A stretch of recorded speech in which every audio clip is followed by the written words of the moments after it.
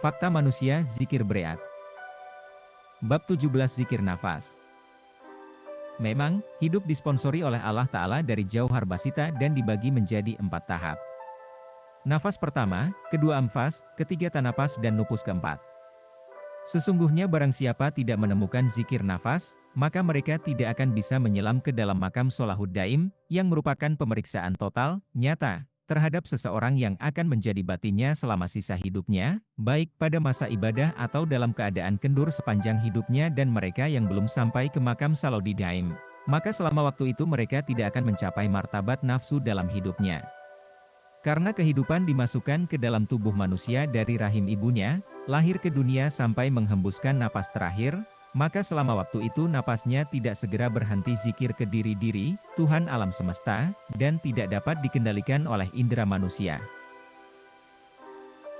Mulai hidup nafas itu karena ampas, kehidupan ampas adalah karena tanapas dan kehidupan tanapas karena nupus dan kehidupan nupus dengan rahasia dan rahasia ini adalah rahasia diri Allah Subhanahu wa Ta'ala yang merupakan batin kita. Sebagaimana firman Allah dalam hadits qudsi. Manusia adalah rahasiaku dan akulah rahasianya. Adapun nafas ditempatkan di mulut, ampas meletakkannya di hidung, tanapas meletakkannya di tengah antara telinga kanan dan kiri dan nupus ditempatkan di jantung. Memulai zikir nafas saat keluar adalah Allah dan zikir nafas saat masuk adalah Hu. Adapun zikir ampas ketika keluar adalah Allah dan zikir ampas ketika masuk adalah Hu.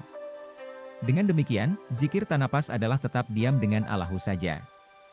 Adapun nafas yang masuk melalui mulut disebut Abu Bakar dan nafas yang masuk melalui mulut disebut Umar.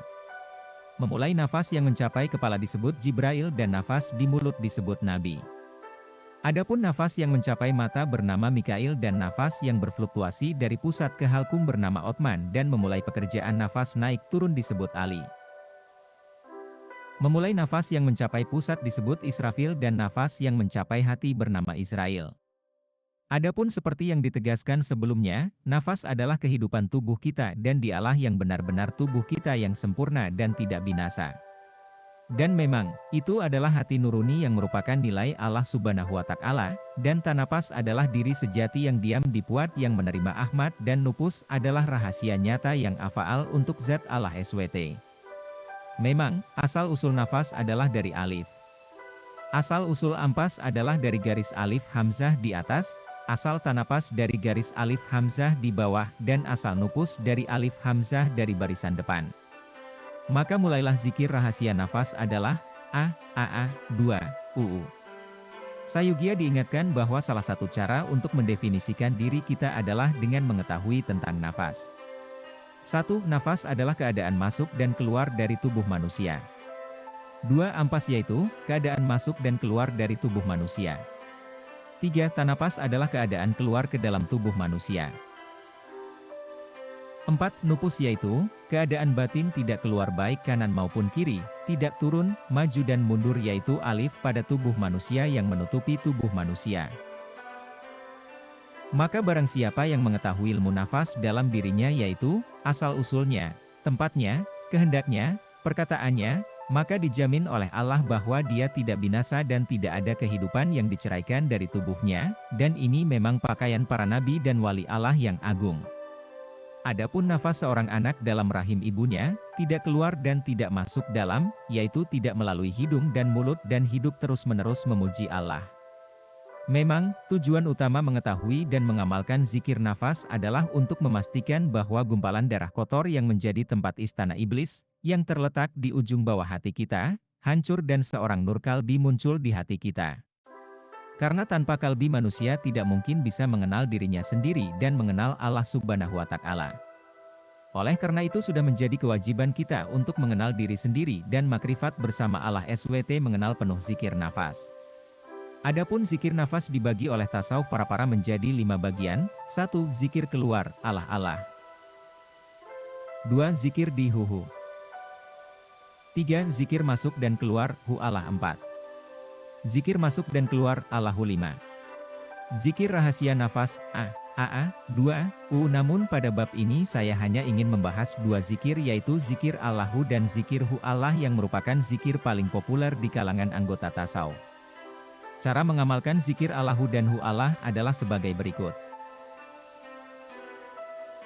Adapun cara kita zikir Hu Allah, kita harus mulai dengan pernyataan Hu dari pusat kita dan diberi isyarat ke atas ke kepala dan tolong angkat kepala ke surga, di mana kemudian kita harus dipukul keras dengan perkataan Allah berikutnya keras ke arah pusat dan dibiarkan menyebar ke hati.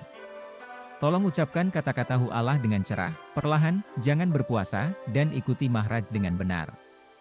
Ketika membaca Hu, itu harus panjang untuk 2 alif, 4 harakat, dan dipukuli dengan firman Allah dengan panjang 2 alif, 4 harakat.